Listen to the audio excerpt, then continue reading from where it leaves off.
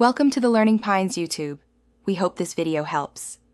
You'll start by confirming prerequisites so the feature can register.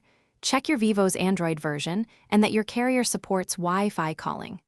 Once done, join a stable Wi-Fi network. 5 GHz is better for call quality.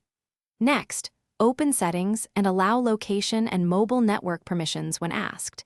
These help the phone validate your service and emergency address. You're now ready for the first actionable step.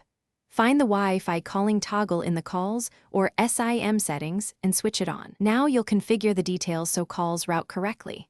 Go to Settings, then SIM card and mobile data or calls, and tap Wi-Fi calling. You'll see an emergency address prompt. Enter a precise address because carriers use it for emergency services. This step is required.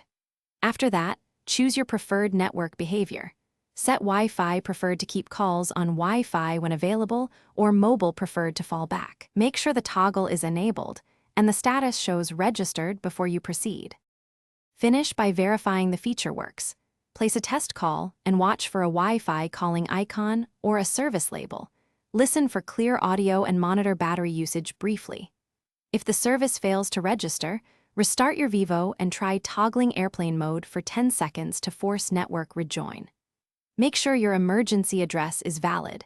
If it's rejected or registration still fails, contact your carrier for provisioning. One key troubleshooting tip: switch networks to a different Wi-Fi or use mobile data to isolate router issues.